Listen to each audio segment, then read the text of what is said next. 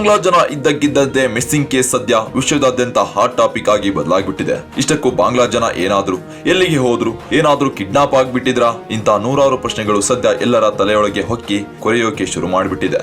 ಇಂತಹ ನಿಗೂಢ ಪ್ರಶ್ನೆಯ ಎಲ್ಲಾ ಪ್ರಕರಣಗಳ ಹಿಂದೆ ಮಾಜಿ ಪ್ರಧಾನಿ ಶೇಖ್ ಹಸೀನಾ ಅವರ ಕೈವಾಡ ಇದೆ ಅಂತ ವರದಿಯಲ್ಲಿ ಸಾಬೀತಾಗಿದೆ. ಸದ್ಯ ಬಾಂಗ್ಲಾದೇಶವು ಸರ್ಕಾರಕ್ಕೆ ತನಿಖಾ ಸಮಿತಿಯಿಂದ ಸತ್ಯಾಂಶವನ್ನ ಅನಾವರಣ ಎಂಬ ವರದಿಯನ್ನ ಸಲ್ಲಿಸಿದೆ.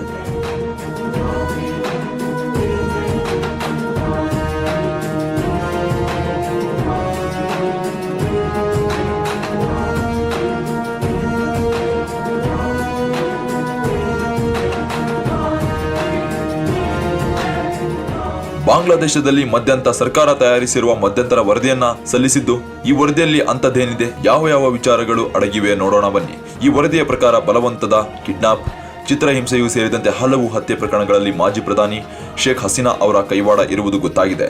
ಶೇಖ್ ಹಸೀನಾ ಅವರ ವಿರುದ್ಧ ಒಂದಲ್ಲ ಎರಡಲ್ಲ ಬರೋಬ್ಬರಿ 3500ಕ್ಕೂ ಹೆಚ್ಚು ಪ್ರಕರಣಗಳು ಬಲವಂತವಾಗಿ ಕಿಡ್ನಾಪ್ ಮಾಡಿಸಿರುವುದು ಅಂತಹ ತನಿಖಾ ಆಯೋಗದಲ್ಲಿ ಸತ್ಯವಾಗಿದೆ.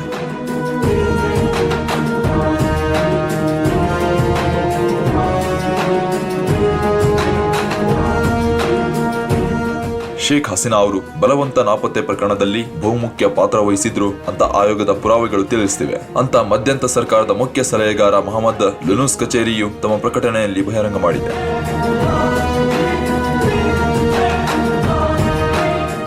ಶೇಖ್ ಹಸೀನಾ ಅವರ ಆಡಳಿತ ಅವಧಿಯಲ್ಲಿ ಇದ್ದಂತ ರಕ್ಷಣಾ ಸಲಹೆಗಾರ, ನಿವೃತ್ತ ಮೇಜರ್ ಜನರಲ್ ತಾರಿಕ್ ಅಹಮದ್, ರಾಷ್ಟ್ರೀಯ ದೂರಸಂಪರ್ಕ ವಿಭಾಗದ ಮಾಜಿ ಮಹಾನಿರ್ದೇಶಕರು ಮತ್ತು ಮೇಜರ್ ಜನರಲ್ ಜಿಯಾ ಉಲ್ ಅಹ್ಸನ್ ಪೊಲೀಸ್ ಅಧಿಕಾರಿಗಳು ಸೇರಿದಂತೆ ಹಲವು ಹಿರಿಯ ಅಧಿಕಾರಿಗಳನ್ನ ತೆಗೆದುಹಾಕಬೇಕು ಅಂತ ಬಾಂಗ್ಲಾದೇಶವು ಮಧ್ಯಂತರ ಸರ್ಕಾರ ಆದೇಶ ನೀಡಿತು.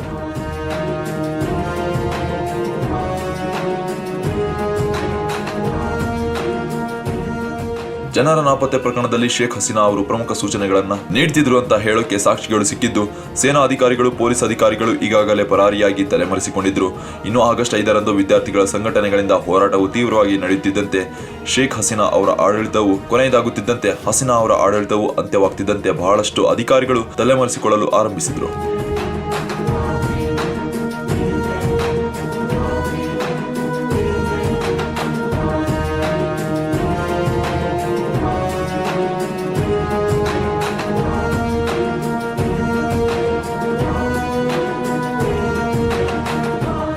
ಇನ್ನು ಬಾಂಗ್ಲಾದೇಶದ ಸುಪ್ರೀಂ ಕೋರ್ಟ್ನ ನಿವೃತ್ತ ನ್ಯಾಯಮೂರ್ತಿ ಮೈನುಲ್ ಇಸ್ಲಾಂ ಚೌಧರಿ ಅವರು ಈಗಿನ ಸತ್ಯ ಶೋಧನಾ ಸಮಿತಿಯ ಅಧ್ಯಕ್ಷರಾಗಿದ್ದಾರೆ. ಅವರು ಬಾಂಗ್ಲಾ ಸರ್ಕಾರಕ್ಕೆ ನಾಪತ್ತೆ ಪ್ರಕರಣಗಳ ಬಗ್ಗೆ ವಿವರ ಕೊಟ್ಟಿದ್ರು. ಇಂತಹ ಪ್ರಕರಣಗಳಲ್ಲಿ ವ್ಯವಸ್ಥಿತ ಕಾರ್ಯಾಚರಣೆ ನಡೆಸುತ್ತಿರುವುದು ಗೊತ್ತಾಗಿದೆ. ಬಲವಂತವಾಗಿ ಜನ ನಾಪತ್ತೆ ಮಾಡಲು ಗೊತ್ತಾಗದ ರೀತಿಯಲ್ಲಿ ನಡೆದಿದೆ ಅಂತ ವ್ಯವಸ್ಥೆಯನ್ನ ರೂಪಿಸಲಾಗಿದೆ. ಇನ್ನು ಯಾರು ಜನರನ್ನ ಕಿಡ್ನಾಪ್ ಮಾಡಿದ್ರು ಅಥವಾ ಗುರುತಿಸಿದ ವ್ಯಕ್ತಿಯನ್ನ ಸಾಯಿಸ್ತಿದ್ರು, ಅವರಿಗೆ ಸಂತ್ರಸ್ತರ ಬಗ್ಗೆ ಯಾವುದೇ ಸುಳಿವು ಇರ್ತಿರ್ಲಿಲ್ಲ ಅಂತ ತಿಳಿಸಿದ್ದಾನೆ. ಪೊಲೀಸರ ಅಪರಾಧ ನಿಯಂತ್ರಣದಲ್ಲಿ ರ್ಯಾಪಿಡ್ ಆಕ್ಷನ್ ಬೆಟಾಲಿಯನ್ ನಿರ್ಬಂಧಿಸಬೇಕು ಅಂತ ತನಿಖಾ ಸಮಿತಿಯು ಸರ್ಕಾರಕ್ಕೆ ಶಿಫಾರಸು ಮಾಡಿದೆ. ರ್ಯಾಪಿಡ್ ಆಕ್ಷನ್ ಎಲ್ಲಾ ಭದ್ರ ಸಂಸ್ಥೆಗಳಿಗೆ ಉತ್ತಮ ವ್ಯಕ್ತಿಯನ್ನ ಆಯ್ಕೆ ಮಾಡಲಾಗ್ತಿತ್ತು. ಅವರ ಎಲ್ಲರ ಜೊತೆಯಾಗಿ ನಿಗೂಢ ವ್ಯಕ್ತಿಯನ್ನ ನಾಪತ್ತೆ ಮಾಡಲಾಗ್ತಿದ್ರು. ಅಲ್ಲದೆ ಅವರನ್ನ ನಿಗೂಢ ಸ್ಥಳಗಳಲ್ಲಿ ಬಂಧಿಸಿ ಇಡುವುದು ಹಾಗೂ ಹಿಂಸಿಕೊಡುವುದನ್ನ ಮಾಡ್ತಿದ್ರು ಅಂತ ಆರೋಪಿಸಲಾಗಿದೆ. ಈವರೆಗೂ 1676 ಬಲವಂತ ನಾಪತ್ತೆ ಪ್ರಕರಣಗಳ ಪೈಕಿ 758 ಪ್ರಕರಣಗಳ ವಿಚಾರಣೆ ನಡೆಸಲಾಗಿದೆ. ಅವರಲ್ಲಿ 200 ಜನರು ಈವರೆಗೂ ವಾಪಸ್ಸಾಗಿಲ್ಲ ಅಂತ ಗೊತ್ತಾಗಿರೋದು ತನಿಖಾ ಸಮಿತಿಯಲ್ಲಿ ಉಲ್ಲೇಖಿಸಿರುವುದು ಗೊತ್ತಾಗಿದೆ.